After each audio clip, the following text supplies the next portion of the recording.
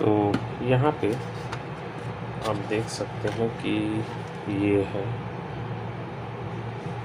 BPL, ठीक है। इस BPL में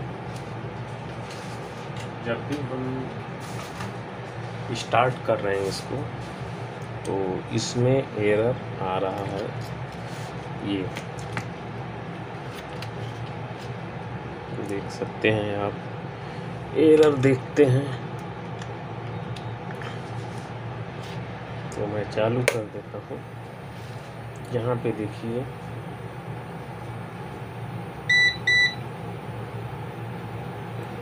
ऐसे है। हाँ देखिए E05, तो ये डोर स्विच का रहता है, और डोर स्विच का जो कनेक्शन है वो मैं बताते चलता हूँ। ये डोर स्विच का कनेक्शन जो इसमें आया हुआ है, तो यहाँ पे सप्लाई डोर स्विच के लिए आएगी, एक्टिव होगा दरवाज़ा, तो ये आपस में चिपक जाएगा, ये वाली पॉइंट। और ये पॉइंट दोनों है कहाँ पे, तो ये पॉइंट यहाँ पे आई है, यानी ये इधर से गिनती करते हैं तो 3 नंबर, उधर से गिनती करते हैं तो 2 नंबर पे। और इसका सेंटर वाली जो पिन है वो कहाँ पे आई है, तो उसकी सेंटर की जो पिन है वो आ चुकी है यहाँ पे, ये वाले पॉइंट पे ये आ रहा है, ठीक है। ये इससे पहले मेरे समझ से सब में गया होगा, तो उस पर मैंने ध्यान नहीं दिया, लेकिन ये पॉइंट है। तो डोर स्विच ऑन होता है तो होता गया है। अच्छा, एक ये पॉइंट है, और डोर स्विच के लिए ये पॉइंट जो है, ये वाली पॉइंट, और ये आपस में चिपक जाती है ऐसे। तो फिर आपका जो है डोर स्विच इस पे सप्लाई यानी शुरू हो जाएगी। अब यहाँ पे ये डोर स्विच मैंने डायरेक्ट कर दिया, तब भी यानी यहाँ से भी कर रहा हूँ तो भी, और यहाँ से भी कर रहे हैं तो भी हमको डोर स्विच वैसे ही शो कर रहा है। तो डोर स्विच करता कहाँ से है काम, तो यही ट्रेस करना होता है, और यही ट्रेसिंग करके निकालना होता है। तो देखेंगे कि तो ये वाली सप्लाई जो है जब यहाँ पे हो जा रही है, तो ये सप्लाई घूमते हुए, बाकी तो रिटर्न करने के लिए, रिटर्न करने का मतलब सिर्फ रिले पे गई है, मोटर को रिवर्स फॉरवर्ड वो सब करने के लिए ये सप्लाई और आगे बढ़ रही है। तो आप यहाँ पे देखिएगा।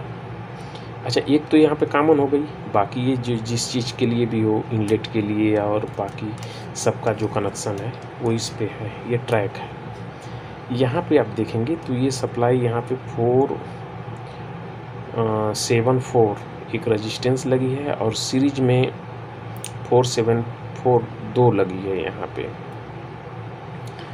तो 474 की 2 रेजिस्टेंस लगी है यहाँ पे। अब इसको चेक कर लेते हैं कि ये क्या है इसकी स्थिति, क्योंकि मैं बहुत सर्च किया हूँ इस पे, और ऐसा नहीं है कि मैं बार बार बोलता हूँ कि सर्च करके जब भी आप अपना खुद से करेंगे तो फिर टेंशन नहीं है। रटा रटाया ज्ञान अपने पास मत रखिए, कोशिश भी मत करिए। और मैं वो टेक्निक बताने की कोशिश करता हूँ कि आप अपना खुद इस्तेमाल करिए। मैंने मीटर टेढ़ा कर दिया है, ऑटो रेंज में डाल दिया है, और रेजिस्टेंस चेक करते हैं। तो यहाँ पे एक रेजिस्टेंस जो है उसको हम चेक करते हैं। पहले मैं पावर निकाल देता हूँ, नहीं तो ये AC रेंज शो करने लगेगा।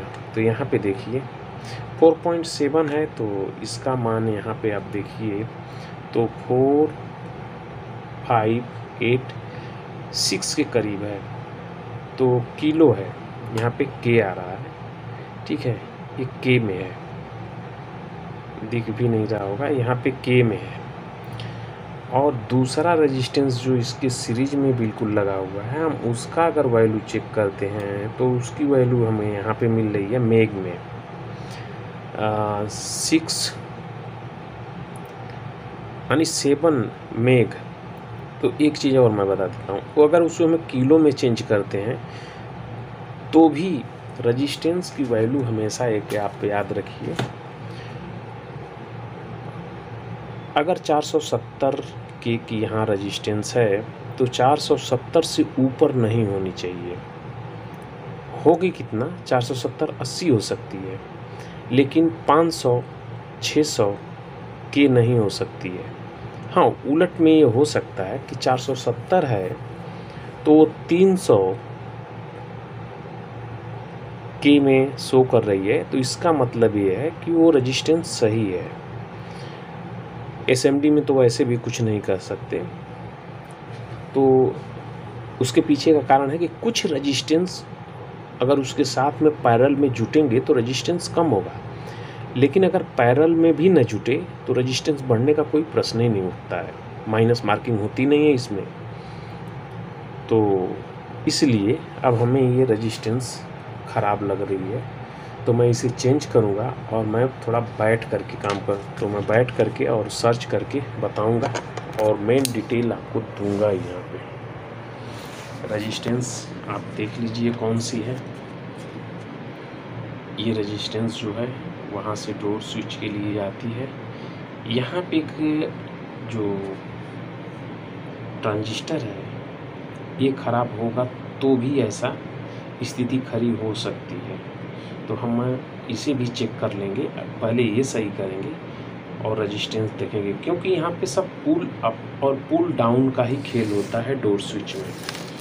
तो जब भी मैं आपको इसके विषय में बताऊंगा तो सब कुछ आपको जानकारी देता रहूँगा इसके विषय में, ऐसी नहीं है। डोर स्विच यहाँ से मैंने पास कर दिया है, और जब पास होने के बाद इस जो ट्रैक आ रहा है ये ट्रैक सब पे होकर के जाएगा, यानी रिले में जिधर भी जाना है वहीं से होकर के कॉमन बन के निकलेगा, और वहीं से ये डोर स्विच का भी कनेक्शन दिया हुआ है जो माइक्रो कंट्रोलर को सूचित करेगा कि डोर स्विच लॉक है।